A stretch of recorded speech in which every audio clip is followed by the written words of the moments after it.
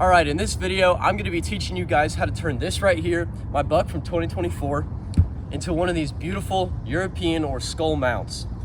Well, I'm gonna show you guys the step-by-step process of how I go from this right here to one of these. Let's do it. There are a few supplies you're gonna need whenever you do your own skull mount like this. The first thing is gonna be a turkey fryer. You can get them pretty cheap, $50, $60, depending on where you find it or if it's on sale. The second thing you're going to need is a pressure washer.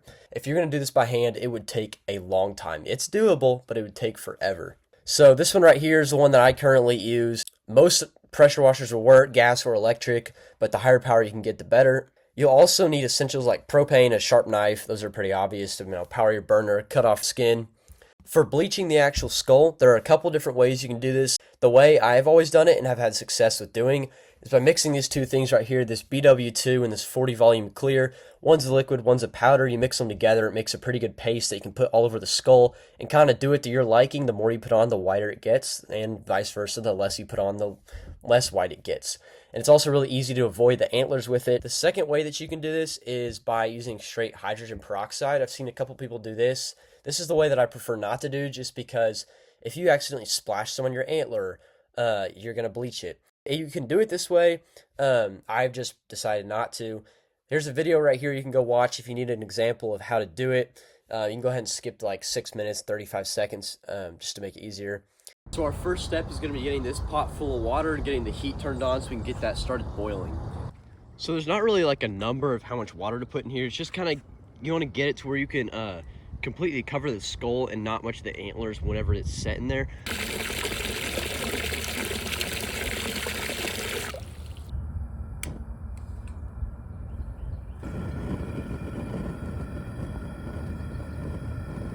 Next, we're gonna go ahead and start getting this thing skinned up. So there's really no exact method to do this. You really don't have to do a good job at all. Everything you're about to cut off is going in the trash can, unless you want to save it for some reason, I don't know. But I'm gonna start from the nose just because there's really no reason. So I'm just gonna grab this nose right here, kind of the lip, and you can just cut straight into there.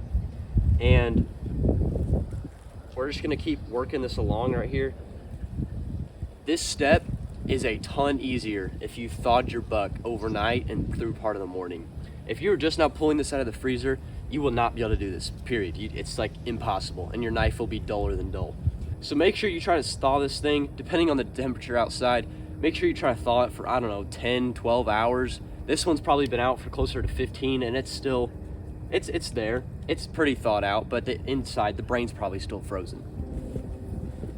And right here, this front part, it might look like you're cutting the nose. You're not. This is cartilage. It's perfectly fine if you cut through this. Now this right here is bone, but right here, this is cartilage. You can do whatever you want with this right here. Just try not to gash that right there, because you will see those marks in the final product.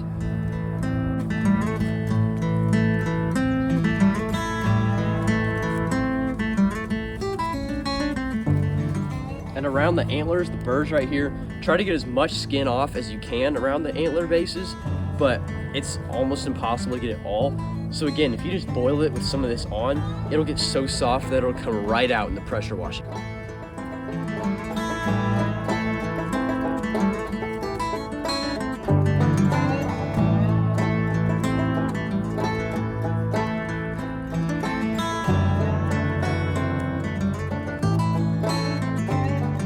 Alrighty, so here you go.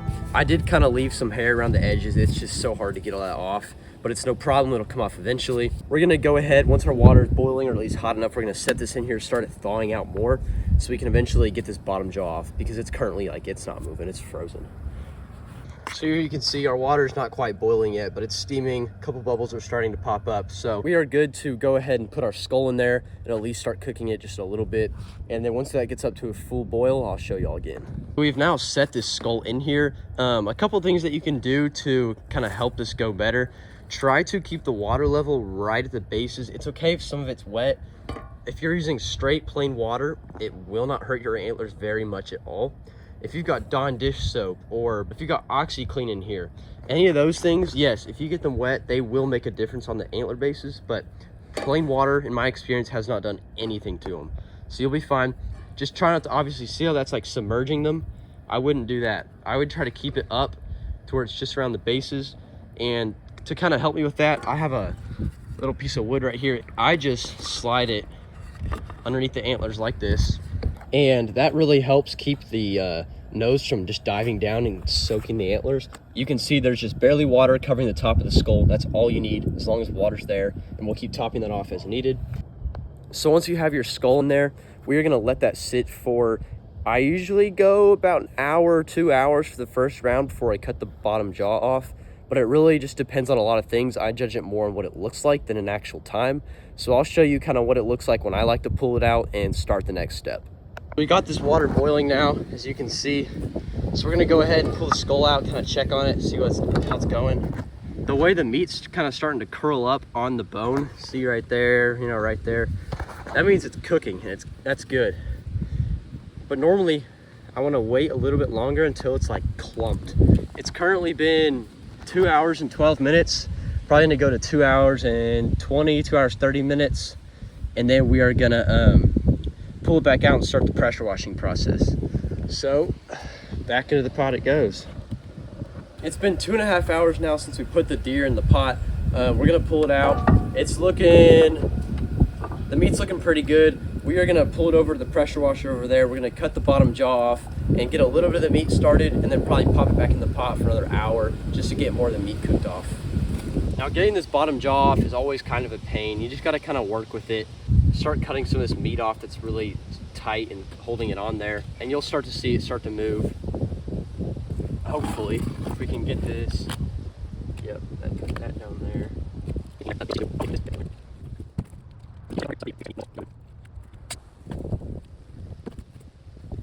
It is perfectly normal for this jawbone to break in half.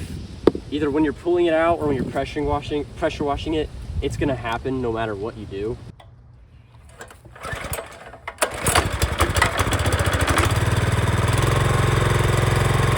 See how the meat's starting to shrivel up, kind of split off the bone right there? That's how you really know that it's good to go. You want to take it out of the pot and start washing it in.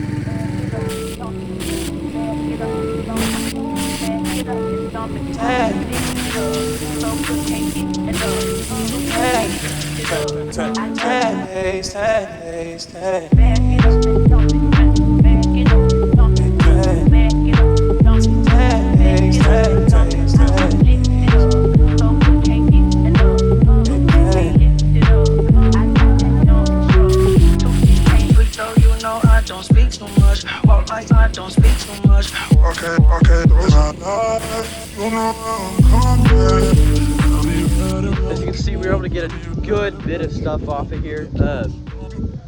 Some of the stuff came off around the antlers, not a ton of it yet though. But you know why that stuff's so hard to cut? Look how thick that skin is right there. That's why I was telling y'all to boil it. But there's still some on there, actually a lot on there as you can tell. So we're gonna stick it back in the pot again. Once you start having to work to power wash it off, that's how you know, okay, we gotta cook it more. Because most of it should come off kind of easily. I mean, you're gonna have to work to get around it, but like, if you're ever gonna go right up to your skull to get stuff off, it's not cooked enough. So we're gonna go ahead, throw it back in the pot at 3.5 hours. So probably gonna give it another 30 minutes till 4 hours since it's already cooled back down. At this point in time though, you wanna be really careful. You do not wanna overboil it, because you can tell mine's still pretty hard right here. You'll be able to feel like pretty obviously the skull will get really soft once it's cooked for a long time. This right here will start to split very slowly, and sometimes these nose bones will even fall off. Now, if that happens to you, it's not the end of the world. That's happened to probably half the bucks I've done. It just happens. You can't perfectly time it. You can fix all of it with hot glue. It's amazing. Like these bones fall off, it happens to other people too. You just hot glue them back on at the end. Just don't lose them. Perfectly fine. Just I try to avoid it because why not? So we're gonna go stick it back in for another half hour and I'll catch y'all then. It has now been 4.5 hours since we put this thing in. Holy cow. That's where you want to go the most, is the brain cavity. It's nasty, it sprays at you, but you got to get that out or your room is going to stink wherever you hang this thing.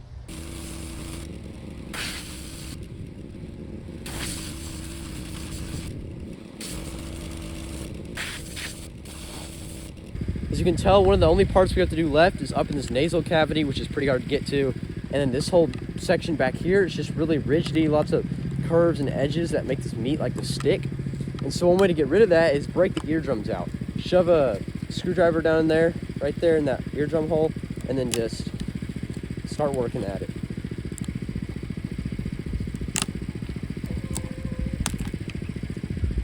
There's that whole section right there, that's an eardrum. I gotta get the rest of this one out. This one's kind of busted up from the pressure washer. There we go. See that? Now this is a lot better in here, a lot easier to pressure wash and get all that stuff out.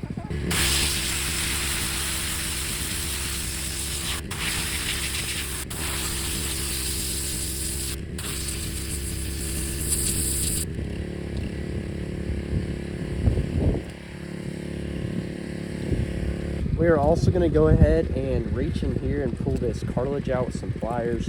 I don't have ones that are long enough, but I've always just made do with them, so.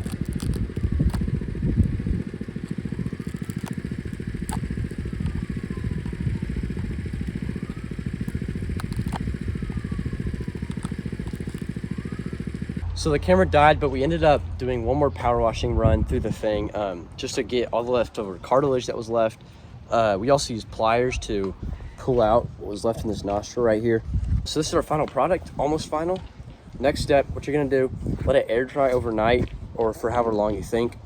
And the next day, if it's a sunny day, especially, it's gotta be sunny, we're gonna do the bleaching process. So this is gonna dry tonight. Hopefully you're able to bleach it tomorrow, and we'll be right back. It is the next morning. We have our skull here, it's all dry. We have our jawbones. Here are the two bleaching chemicals. Got some paper towels. So we got these two right here. And then I just have a little mixing cup to mix the stuff together, and a small paintbrush and a big one. We have a decently clear sky, lots of sun, which is really good because that really helps speed up this process. The sun honestly helps it bleach better as well. We're gonna take these two things right here, the liquid and the powder, and we're gonna mix them together in this cup.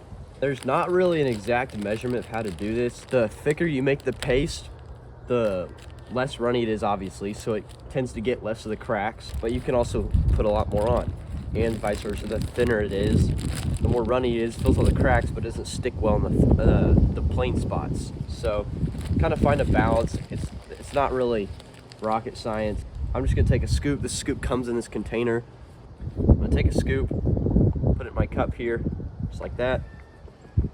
And then I'll probably do another half scoop right there. We have our liquid here. So this is currently just powder. We're gonna start adding a little bit of this stuff. Just like that. And get our small paintbrush. Really, you can do this with whatever. I'm just gonna start mixing it around, and you'll see it start to form a paste. So that right there, that's way too thick. See how it's sticking to my brush? We need more of the liquid. And what you're doing is making a bleach that you can apply to the skull. So here we have this right here. I think that's a little too thin for my liking, so I'm gonna go ahead and add some more powder, but it's really up to you.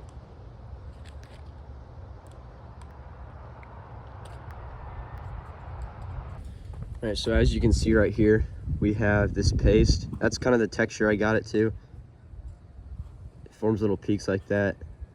So that's about what you want. It doesn't have to be exactly there. It's kind of just preference, but that's what I like to work with. So now the main goal with this is to coat everything. You want everything on here touching this stuff, except the insides. Obviously you can't do that. And the antlers. You're not gonna touch the antlers with this stuff. Please don't do that. Just gonna take a scoop of it like that. That's why I like it kind of thick so it doesn't just run off. And then just apply it.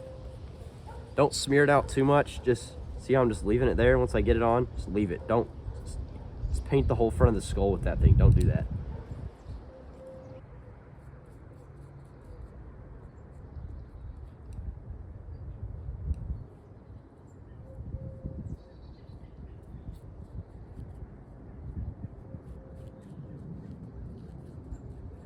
Try your best to get it in all these little holes, but can't be perfect.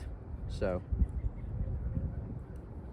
that was pretty good timing. We can actually now let this front start to dry while we make a batch to put on the back, because we don't want it all getting wiped off the front while we do the back. So we are gonna touch up a couple spots here in the front and then go ahead and make a second batch because we are running out. The top layer is now dried out to our liking. You can kind of see it's like a real crusty mixture on top of here. We're still gonna let it sit, leave it on there till the end of the day. It's what I always like to do. Now we're gonna go ahead and do the back. So we're gonna make another batch of that paste and just paint the whole back of the skull right here.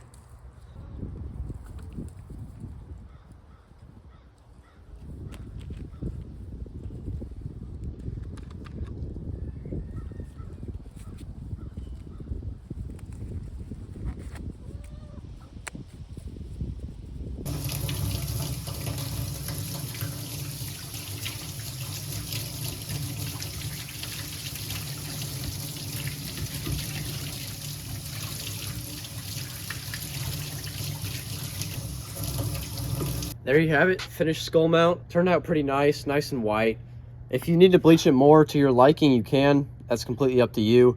This thing turned out really nice. Didn't have to mess with the nose bones at all. They stayed on just fine during the whole process. That is how you do your own European mount. Got the jawbones here, got the skull here. There you go. Yeah, fall back too close, you ain't even know me. Trust my brothers from way back from the north. Whiskey in the York.